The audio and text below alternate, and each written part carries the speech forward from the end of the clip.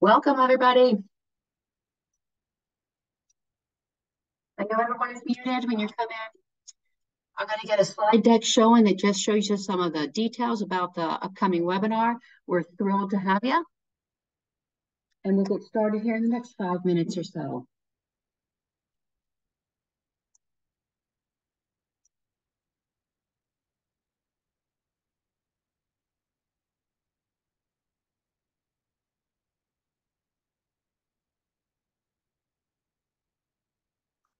Folks, for those of you that are looking to get credits, this slide is important. We're going to ask you to put your information in the chat.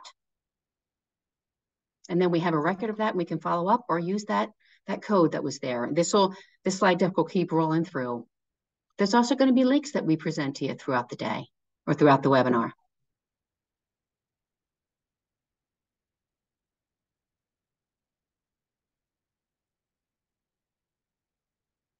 We do have a post-webinar survey. I know we all get tired of them, but please answer. We'd love it. It'll help us improve.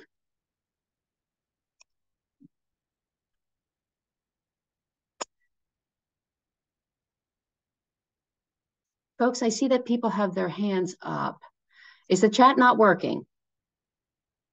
Enter that in the Q&A. I see the Q&A. The chat is disabled. All right, folks, give me just a minute. I'll go there and get that started.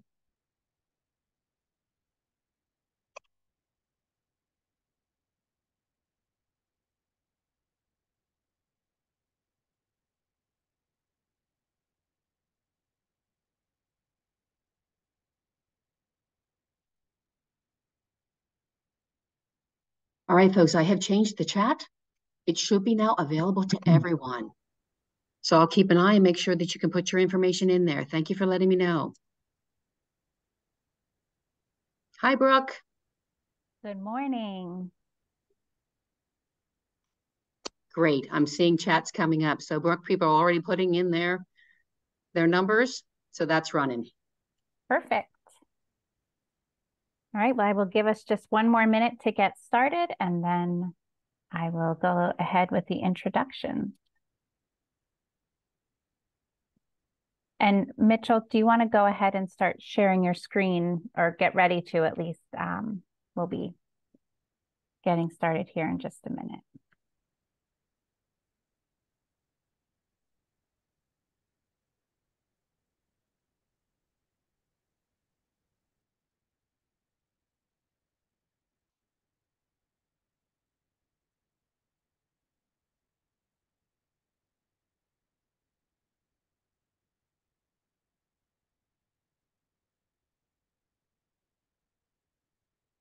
Brooke, can you hear me? I can no longer hear you. I can hear you. I was trying to help Eric with some technical difficulties. Okay, no worries. I think we're all good. Mitchell, are you ready?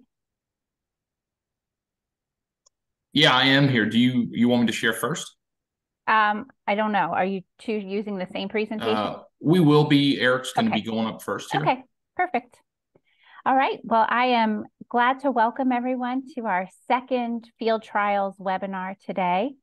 We have two agronomists from Rosetree Consulting joining us. Eric Rosenbaum is Senior Agronomist and owner of Rosetree Consulting. Rosetree Consulting is an agricultural and environmental consulting firm that serves farmers in Pennsylvania and New Jersey on agronomic issues, precision ag, and regulatory services. Eric is a certified crop advisor. He holds specialty certifications in sustainability for our nutrient stewardship and resistance management. Eric also holds professional certifications for nutrient management planning, conservation planning, and odor management planning. And in addition, we have Mitchell Shirk with us today. Mitchell is a field agronomist with the Rosetree Consulting team.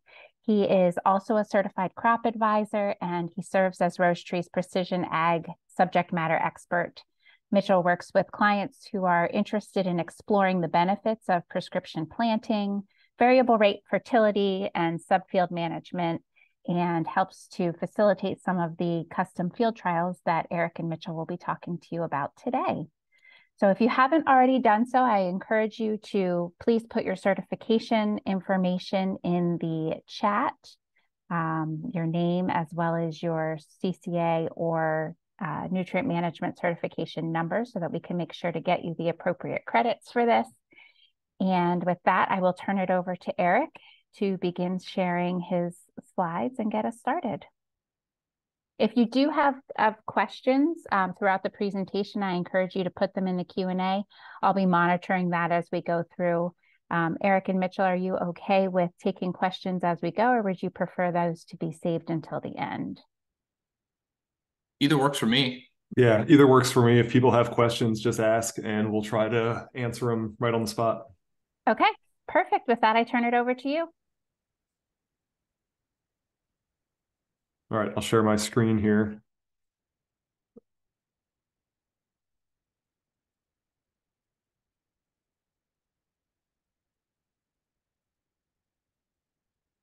All right. So thank you all for joining today.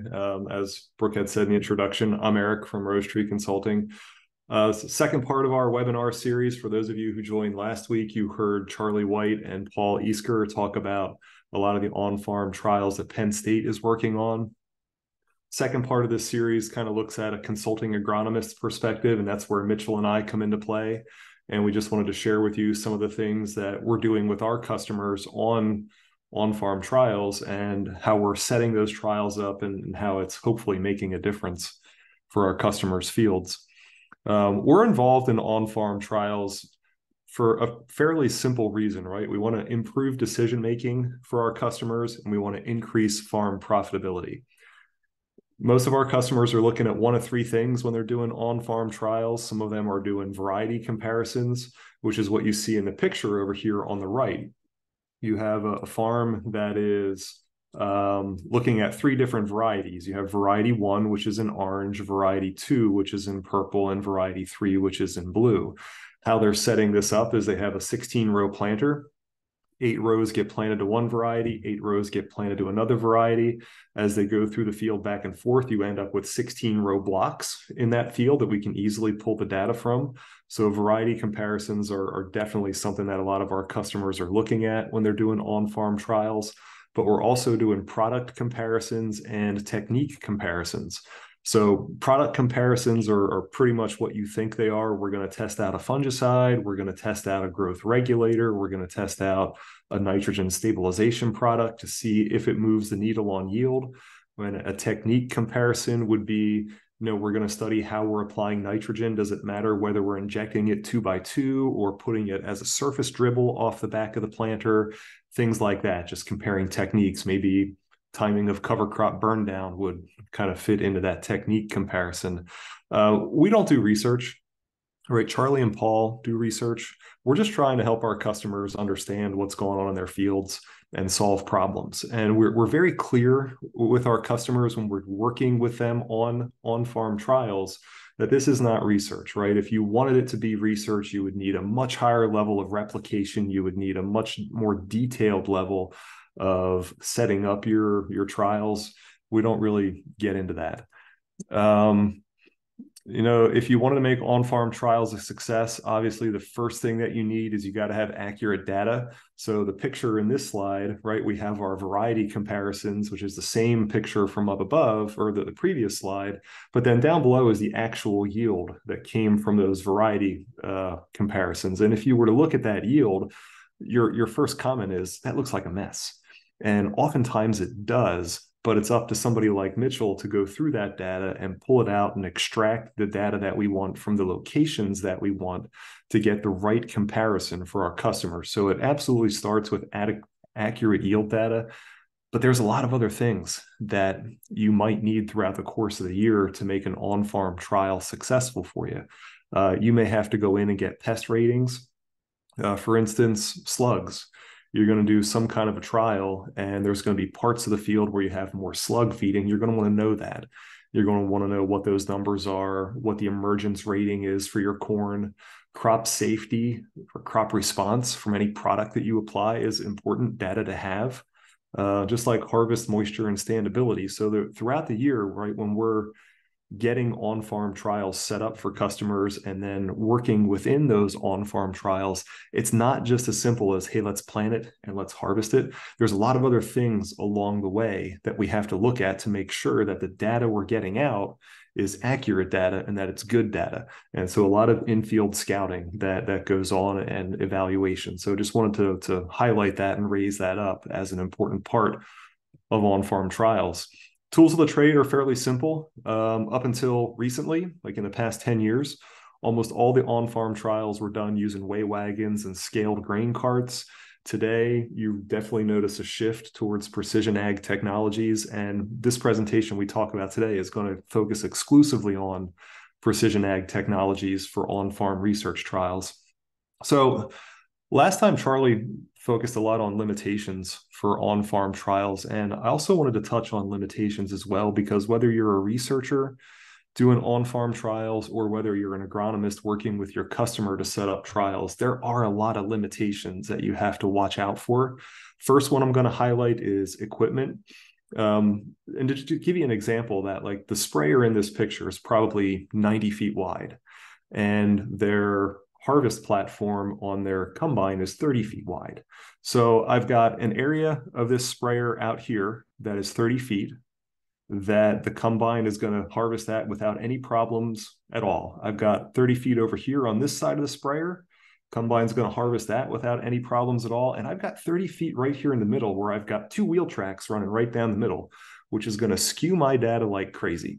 And so equipment comes into play, because I cannot use the wheel track data when I'm doing on-farm trials. I have to eliminate that. So equipment is important, making sure that our harvest equipment is lined up with our planting equipment, which is lined up with our spraying equipment, to make sure that data is going to flow back into our system and we're going to get good information out.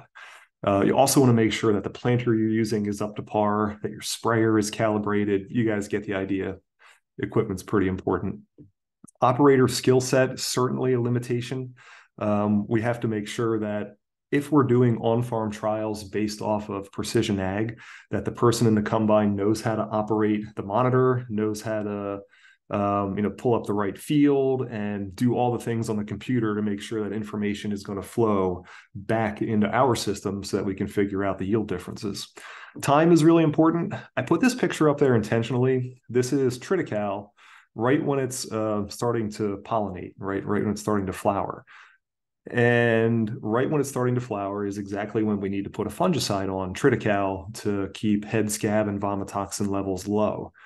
I cannot ask somebody to do strip trials at a time when they have a lot of other stuff going on.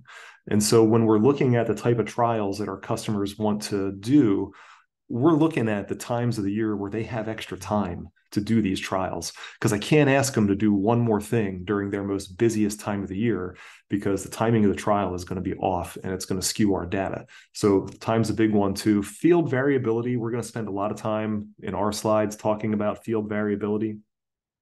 And field variability may not be something that you knew a lot about before the advent of precision ag, but now that precision ag is on the scene, field variability is huge, right? For instance, if you were to do a variety trial in this field, you might have your varieties starting over here running north to south. You've got variety 1, you've got variety 2, variety 3.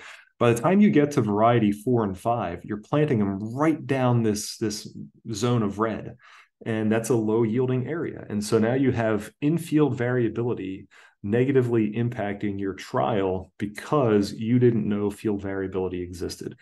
That's going to become very important for us in on-farm trials where precision ag data is available, to make sure that we are limiting the amount of field variability as much as we possibly can, because there's a lot of background things that can go wrong and make your field trial not so successful if you're not managing field variability.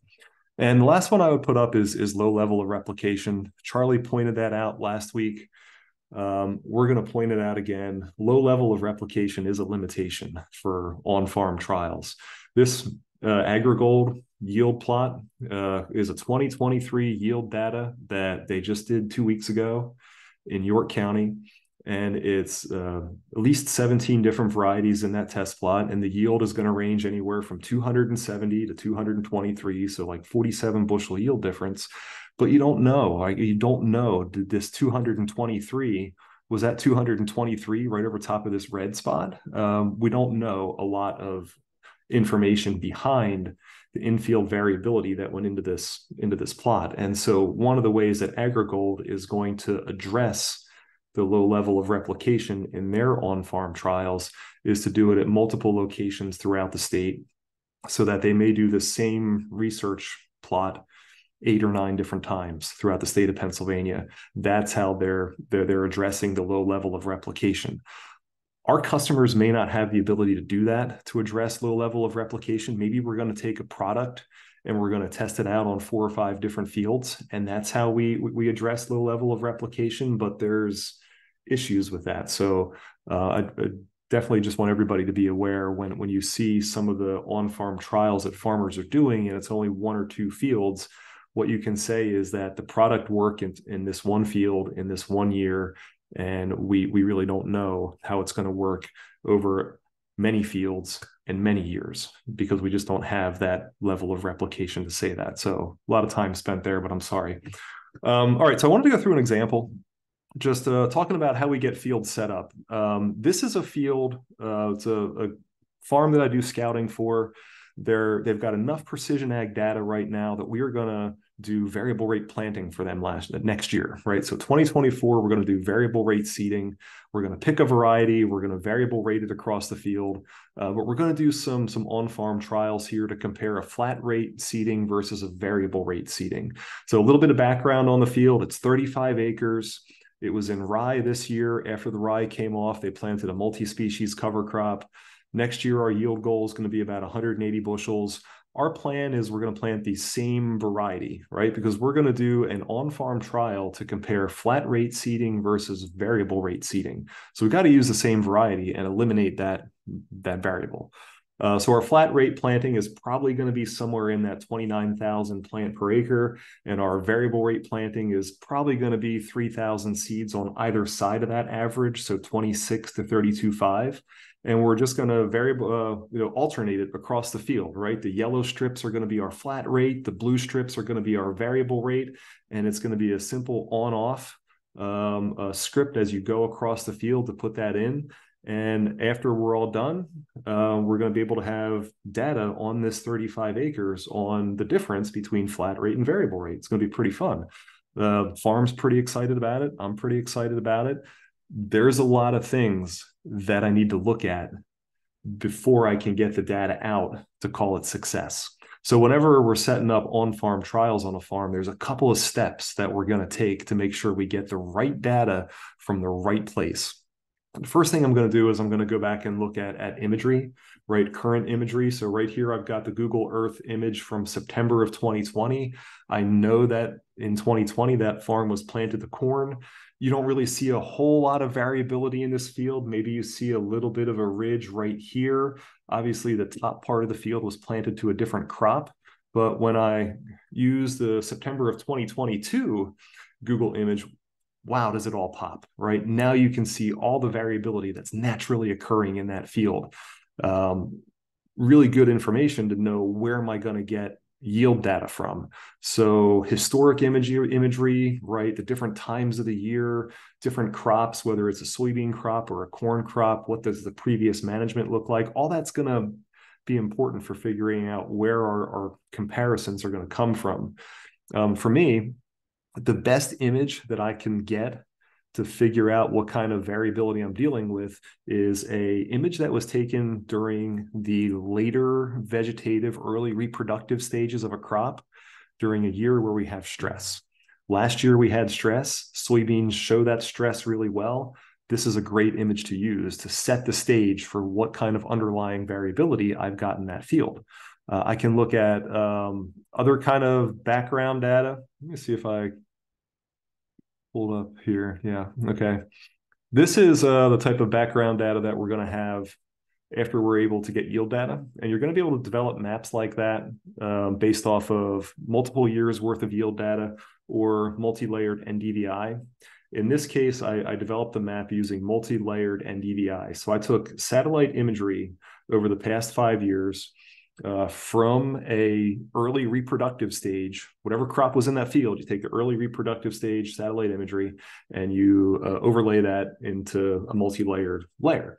And here you go. So red is high yielding areas and purple is the lowest yielding area. And then it goes red, green, blue, yellow, purple, right?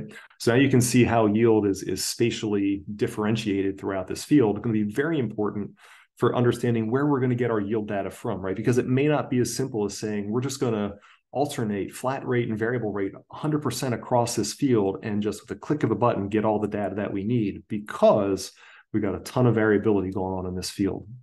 So other things that I want you to look at is personal knowledge. I've been scouting this field for a long time.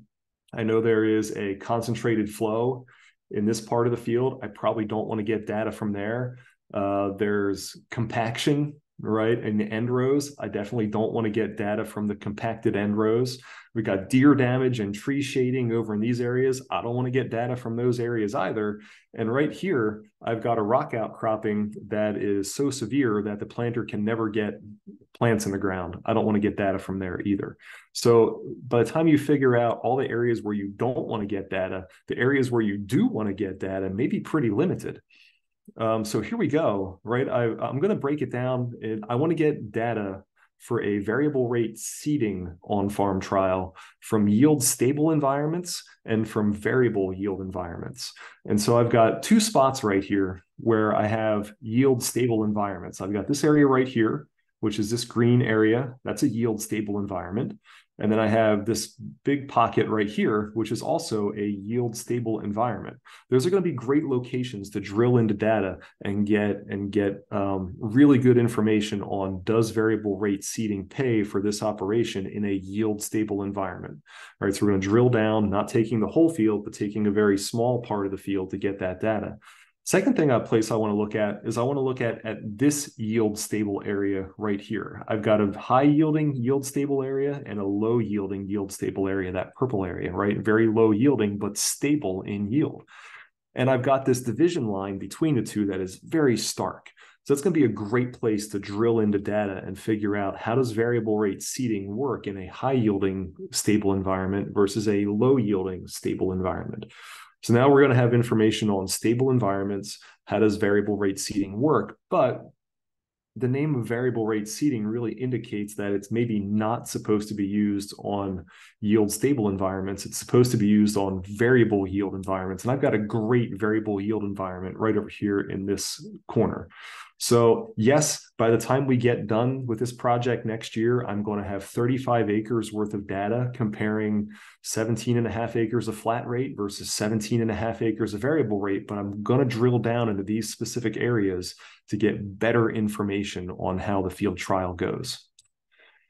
So I'm going to turn it over to Mitchell. And actually, do we have any questions that we want to look at before Mitchell goes? Anybody have any questions? If not, I'll turn it over to Mitchell. So, okay. All right. Can everybody hear me? Mitchell, I'm going to stop sharing and you can share.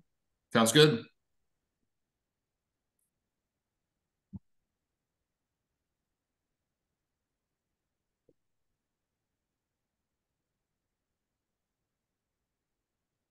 Eric, we actually do have two questions in the chat now. The first one is, are you able to replicate and randomize the treatments in your prescriptions?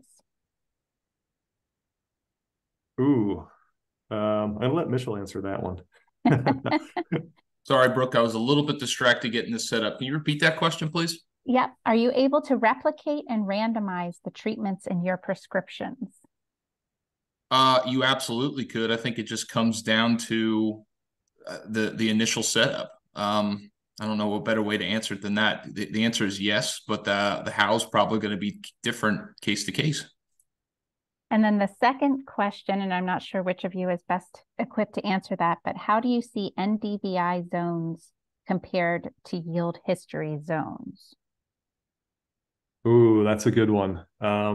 So part of that is going to depend on when the NDVI imagery was taken. If you're going to use NDVI from early in a growing season, it's probably not going to be very useful at all.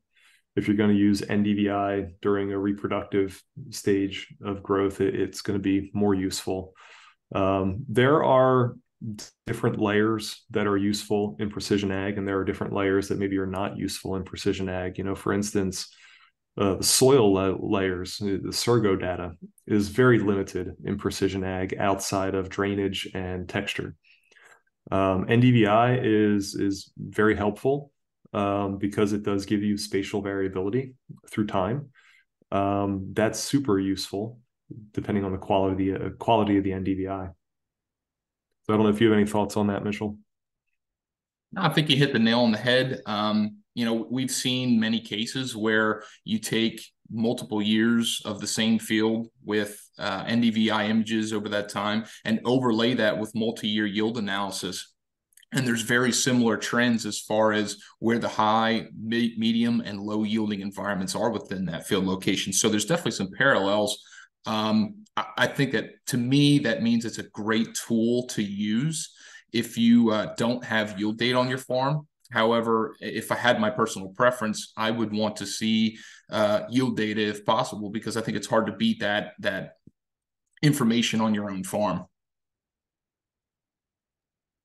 All right, well, let's get started with case studies. Thank you, Brooke. So moving forward here, I think in every case and point here, we're going to always be asking the question, why? Why do we want to have something set up like this in the first place, and what's prompting this? And this first case study that I'm going to share with you, this is from an operation I've worked with for about 5 years now. And one specific field has continuously had issues with poor drainage, poor standability in corn and soybeans. We've had issues with cover crops and allowing them to overwinter. And this is a long-term no-till cover crop operation. And, one of the thoughts that came up in the off-season was maybe this is a field that, because of the poor drainage, because of the tightness of the soil, we believe we have a compaction issue. Maybe it's time that we bring the tillage equipment back into use and use it on this field. And it's always interesting from operation to operation, the feelings towards certain practices. And, half of the operation was all for doing this, and the other half of the operation wanted no parts of putting tillage back onto the farm. So it worked out perfectly to set up some kind of trial and see, do we have any kind of response to it? And the big question was, is it going to alleviate the immediate issue in the short term and produce a higher yield?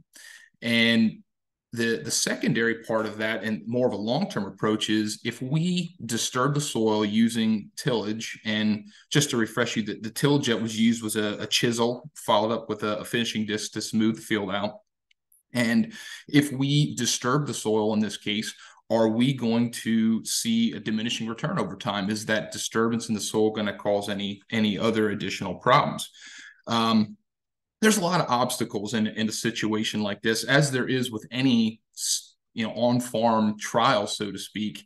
And a lot of that comes down to, what are the conditions at the time? The variables for this situation, as I said, were tight soil, moderate to poorly drained soil. But the timing of when the tillage occurs, what's the moisture like, what's the timing of the planting, all of that is going to have an impact on how emergence comes with plants, what we're going to have as far as nutrient availability. So there's a lot of what if clauses as far as how this would work on a year-to-year basis. But moving forward with this, and got to see if I can move my screen here. Should be able to just hit the arrow. Here we go. So here's the field of subject. I believe this is about a 15-acre field. And as you kind of look at the Google images here from 2014 to 2020, you can kind of see some of that field variability like Eric was talking about in that other sense. When you look at it would be the eastern half of that field, there's some areas with poor drainage. We've got a little bit darker color. And then if you look at the western half close to the road here, if you had a topographic map, you would highlight this better, but there's a very hard, distinct knob that goes to a flat in the middle of the field. And there's a change in soil type. There's a lot of rock outcroppings there. So definitely highlighting that. We'll put the soils map up on at this side, because if you look here, the highlighted area, this Watson silt loam, it does come up on the soils map as being moderately well drained, but this is the area in which we're greatly concerned about. I'll remember the first time that I stepped foot onto this farm, it was before planting season, and there was a cover crop, and the cover crop was completely gone in this area of the field. And the grower at first believed that something killed it. And it all came back to there was water sitting in the field. So that's what prompted this. So look at what you're looking at here is we're looking at a multi-year yield analysis of their operation. All the data we've collected over the years on this farm, this is all combined into one map. And you can see medium, low, and high yield environments, and we're going to overlay that with our application. So what you're looking at here is the width of the tillage pass. This was all implemented with GPS data. They have John Deere monitors in their equipment, and we can go ahead and set up the passes that it's going to be the same size for the combine. That way we're not getting any skew when the 6-row head combine goes through the field. We can be not combining one row that's within the tillage pass versus not, and so on and so forth. So this tillage application, this was done in mid-April. Conditions at the time were abnormally dry. There was a lower amount of moisture in the soil at that time compared to what we normally have at that time of year. So, from a farmer's perspective and from my perspective, the timing of that application was great. But in season, we want to know what differences do we see from strip to knot. And this was one we monitored closely. And what was really unique is from a visual perspective, it was hard to gauge any differences. The population within the tilled location versus the no-till location in this case was nearly identical. It was hard to find any missing plants from one to another. The growth stage and the emergence, there was about a 1 to 2 day difference in emergence between the two. The tillage emerged slightly faster than the no-till. But when you're looking at corn from late vegetative stages into early reproductive stages, it was nearly impossible to tell a difference. Again, this is all prompting what kind of yield differences are we going to see here? And over time, do we see any diminishing returns in this? The initial belief was that we would see a major yield increase in the tilled area because we felt that root development was restricted, and therefore that was going to have an impact on stand and population and things of that nature. And so far, we don't know if that's the truth. We don't have the data to support it yet.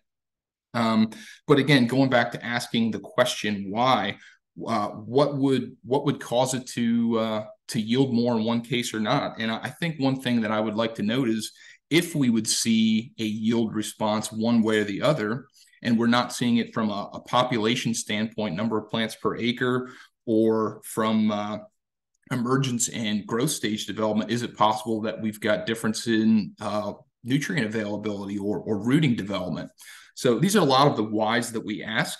And again, a lot of the factors in replicating this next year could be influenced by much different things. So this was the first one. Going into the second one, I guess to break it up, does it make sense? Does anybody have any questions, or should I just keep going, Brooke?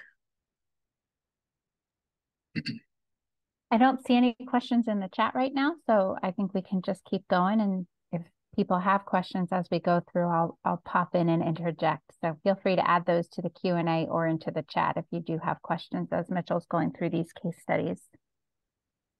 Great. So moving into the second one, one of the biggest conversations that we have with a lot of our growers is the return on investment with soybeans. It seems the revenue generation from soybeans is just really struggling to keep pace with corn.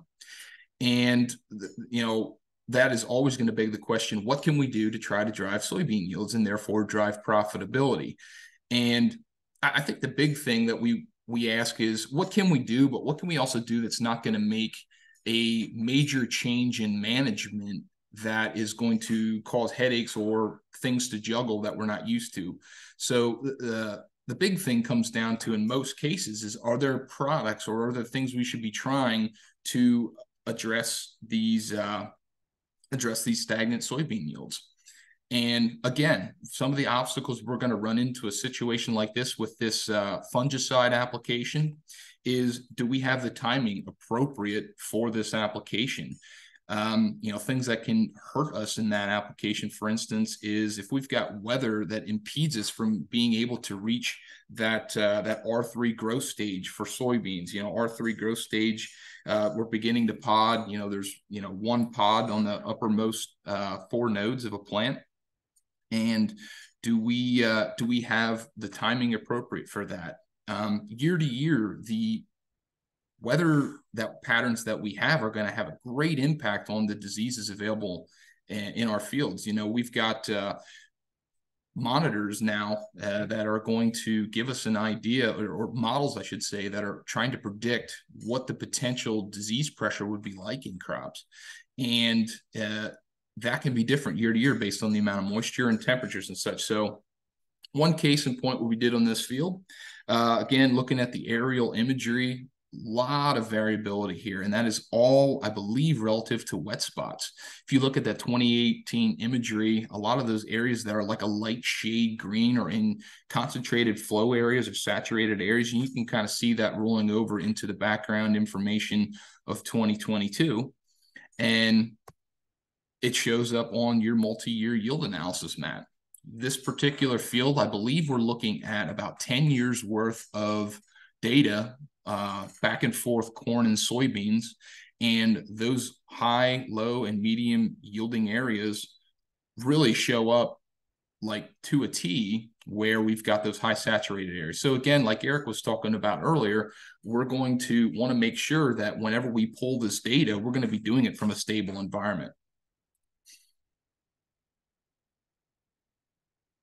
So what we tested here in this situation, the grower wanted to test a fungicide application at that R3 time frame, as we said, and you were looking at their application map on the left-hand side here. This is there'd be 90-foot passes, and it was just alternating strips, and then we've got the ability to go in and select specific locations within that high yielding environment, or a yield stable environment, I should say, and look at that yield. But what's interesting is you can see visual differences on that smooth harvest map. I mean, you can all see to a T where that application occurred, and all the greener is indicating that there was a higher yield. So what I'm going to do in a situation like this is I'm going to break it down into a management zone within my software, and I'm going to choose specific locations. And there's pretty cool functions where I'm just able to say, hey, I want a 90-foot wide pass for 200 feet.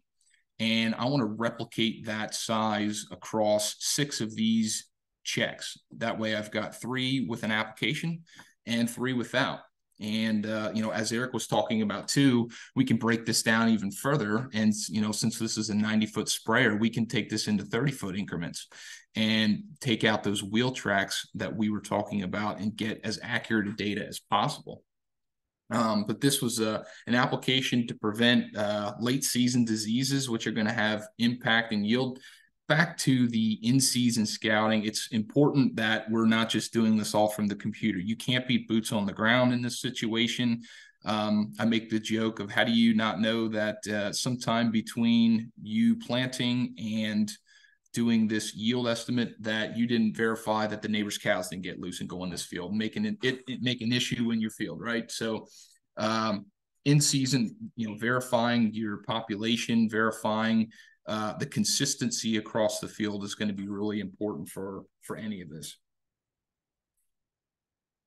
We did see, I believe, I'll share with this, we did see statistical differences. I don't remember off the top of my head what the differences would have been in yield, but I believe it was substantial, to the point where this was a profitable return for the farmer to try to replicate on his operation. So the last one here is probably, in my opinion, one of the most controversial topics in the world of corn planting, and that's pop-up fertilizer. You talk to 10 different farmers, they've probably got 10 different mindsets of how they're going to treat pop-up fertilizer, the additives that they might put in there. If you talk to 10 different agronomists, you may get 10 different responses or variations of a response, just because of the level of emotion that goes to that, as well as a lot of the science that backed up. And I think one of the biggest problems is there's a lot of variables that influence the effectiveness of a situation like this. And for this case in point, we just wanted to see if the combination of this pop-up fertilizer this grower was using, did it have any added value and yield to this operation? And I think that, again, with all the variables that come with this, first of all, phosphorus levels are a huge part of this. If the existing phosphorus levels in our soils are optimum or below optimum, we typically will see a better response or more positive response using pop-up fertilizer. Same thing with soil temperature having an impact. The conditions at planting, those are all major impacts for the success of this. So this one is pretty simple. I mean, we had planting data with the combine. With the planter, we'd be able to map out the location of each pass and turn the pop-up system on and off. And what you're looking at here is all the yellow strips, it's turned on, all the green strips, it's turned off. And we can go into those areas and pull that out again, just like we did with the last ones. I think a couple of things I want to go back to is with the pop-up system itself. You know, we've ranged a lot of different times with corn plants in different conditions, right? We've got corn planting occurring in early April, and if we've got the phosphorus levels we need, but we've got soil temperatures that are relatively cool, or if we've got any kind of weather pattern shortly after planting that's a cold, wet rain or something that's going to inhibit emergence. This is where it comes into an insurance policy for these things. Whether or not it was a success, but again, back into infield investigation, you can't let that go to the wayside. So did we have consistency in population? Did the pop-up have any impact on reducing early season disease? Did it have any impact on nutrient exchange that's have an impact on the overall population? Because reducing the stand by 2,000 plants per acre may have a 15 bushel yield response at the end of the season. So those are all important things to consider. But the good news with this one, when we pulled the yield map and you kind of overlay those strips there was almost no difference in this strip. And what's interesting is when you look at the pattern that was going across that field with the strips in the last slide, the farther to the east you go in this field, you'd start to see a slight increase in the yield.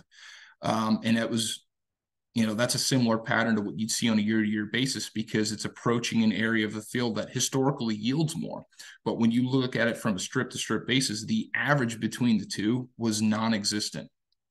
And again, go back to asking the question, why? Every time you set up a trial like this, I think you go away asking more questions than things you learn. But the why for me in this instance, there's a couple likely possibilities of why that would be. First of all, this field was planted mid to late May.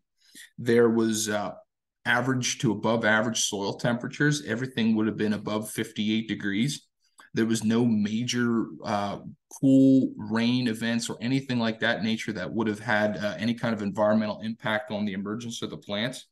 And this field has good fertility. This was one of the owned fields close to the home farm that had very consistent optimum fertilizer fertility levels. So all those had an impact to say, in this case, it didn't work, but year to year could have a greater impact depending on what you have. The last thing I wanted to say too is the products within the tank. One thing I think gets a little bit carried away is what we can add to the tank. We've got pop-up fertilizer. We've got also tons of additives that people want to try, right? We've got fungicide potential, growth regulators, things of that nature, and get a lot of people that want to test one product or the other.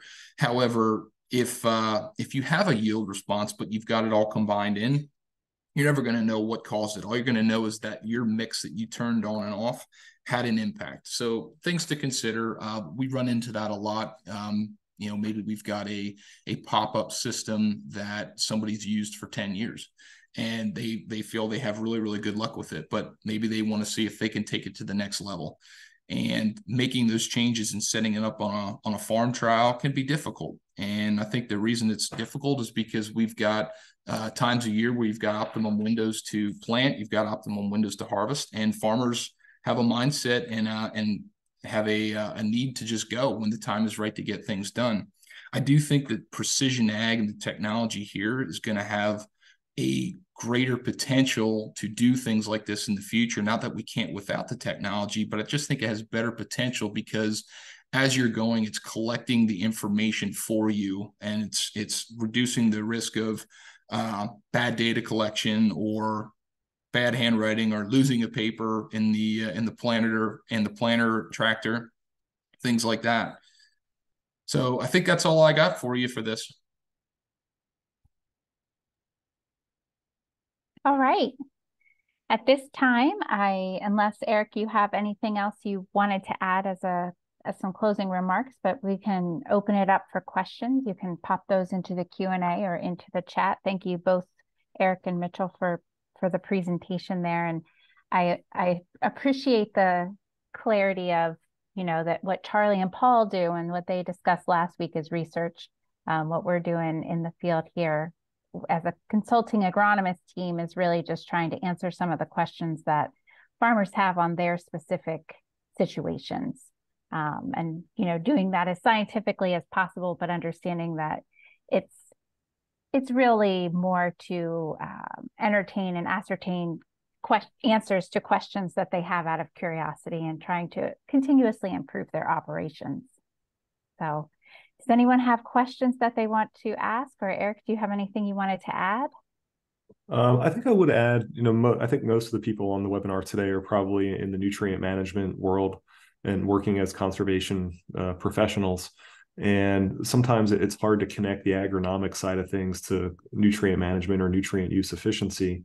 But anything that we do on the agronomic side to improve yield has an impact on nutrient use efficiency and reduction in nitrogen and phosphorus runoff coming from the field. There's a lot of projects that we work on within precision ag that would be considered nutrient management. The pop-up fertilizer example that Mitch gave, direct nutrient management on farm research right there. But anything that has to do with plant health and fungicide and growth regulators, non-nutrient things that certainly have a nutrient use efficiency impact shouldn't be discounted as a nutrient management practice. But I think over the next couple of years, things that I would be looking for, right? If you're out talking to farmers, trying to figure out what on-farm trials they're looking at, or maybe what on-farm trials they should be looking at, the starter fertilizer versus no starter fertilizer is a really easy project for people to do on their farm to get data to help them make decisions. And variable rate seeding is a super easy thing for people to do as long as they have the equipment to do it, to set up on-farm trials just with flat rate and variable rate, because the difference in nutrient use efficiency that can come from doing those two simple projects is pretty eye-opening. So yeah, I mean, Mitchell, I guess I would ask a question to you. What are you excited about in on-farm testing with people in the next 2 or 3 years? I think it's going to give us an opportunity to take the next step forward. I mean, let's face it, knowledge is power. So I think one of the biggest disconnects we have as we're approaching, changing equipment or, increasing the level of technology, there's a level of trust in us, right? And making sure that we're providing the best information forward. So that way those large purchases or large operation changes, that they're successful on the farm.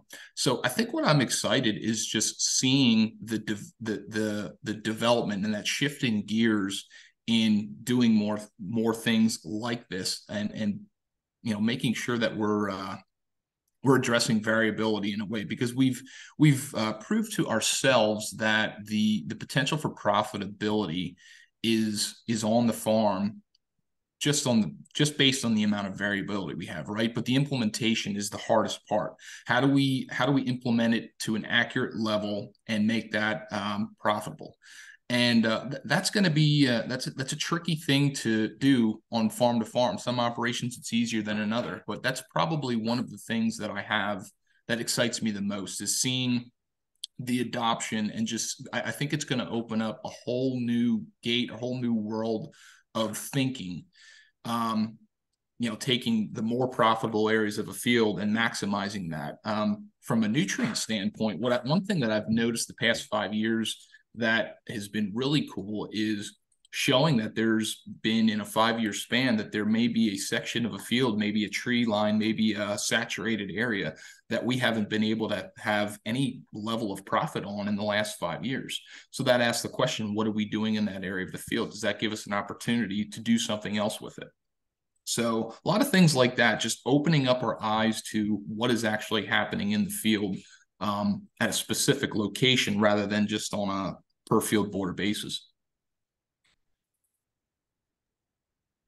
Yeah, that subfield management piece is really, I think, so interesting to so many of the growers that we're working with. How does someone who doesn't have the equipment at this point in time maybe get involved in something like a field trial? What are the intro to field trials that you would recommend for a grower who's curious, but maybe not so advanced in their equipment or technology adoption? What can they start with that's going to make an impact? Yeah, that could be a big open-ended thing, and you could probably could go down a bunch of rabbit holes. Again, the question you're going to ask always is, what is your biggest problem? What are you trying to learn on your farm, right? Asking the question why. So I think, as Eric had talked earlier, weight grain carts are huge. Flags in a field are huge. The pop-up planting, the pop-up planter trial that I showed you guys earlier, that was one where we had planter data. However, the operator that was planting did not document exactly where that happened and where he turned it on and off in the monitor. However, he did have the mind to at least put a flag in the field where he turned it off, and I was able to take the GPS coordinates of that and overlay that with harvest. So I say all that to say, doing things in a field that you have the ability to mark in a field with a flag, a Google pin with a GPS location, and weighing those things, you've got the ability to do it. I think it's just a matter of setting it up in a way that matches your equipment too. Like for situation 3, they have a 12-row corn planter and a 6-row corn head. So we know that every 2 passes is going to be the same application in that pop-up system. So just setting it up like that, not that anybody does this, but I wouldn't want to be doing any kind of data collection, so to speak, on the farm if you're planting with a 6-row corn planter and your combine operator that you get has an 8-row corn head. That's just not going to work. So adjusting it to the equipment you have and just taking good notes is important, because, as I said earlier, when it's go time to plant and it's go time to harvest, you got to have your ducks in a row or it's not going to happen. So hopefully that answered your question, bro. Yeah, I would add custom operators are out there. A lot of the small dairy farms that I work on, they don't have their own corn planter. They don't have their own combine. The neighbor comes and does it. Maybe the neighbor has a GPS unit on the tractor and is tracking planting. Maybe they have a GPS unit on their combine. The combine here in the picture at the end of our slide, the guy running the combine is just a custom operator for the farmer here. And at the end of the year, we'll go over to the custom operator and we'll download the data for our customer and bring that data into our system so we can manage it. So there's a lot of opportunity to go to the custom harvesters and help your customers manage data through their custom operators. All right. Well, I'm not seeing any additional questions in the chat. So at this point, I think that we will close with a couple of reminders. One is if you are here and hoping to get credits, continuing education credits for Act 38 or for CCA, please put your name and your certification number in the chat. I'm seeing those pop up now. That's perfect. And then also, I wanted to remind you, I heard Sue mention it in the beginning of the call, there is a brief survey at the end of this webinar. It will pop up in its own browser window. I would love if you would just take a couple of minutes to respond to that. I think it's 5 questions. It's probably 3 minutes, or maybe it's 3 questions and it's 5 minutes. I'm not exactly sure. But either way, if you could just take a couple of minutes to do that for us, we'd appreciate it. And then the final reminder is that I would love to invite you to join us next week. We will be having a farmer talk about their specific operation and their experience with on-farm trials. And then we'll welcome Eric and Mitchell and Charlie and Paul all back to have a panel discussion about, how research and agronomics and, actual farmer knowledge and curiosity all interact to become successful in an on-farm trial environment. So thanks, Eric and Mitch, for joining us today and sharing your expertise.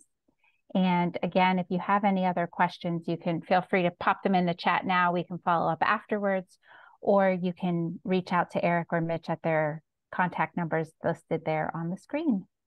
Have a great day, everybody. All right. Thank you. Yep, thank you.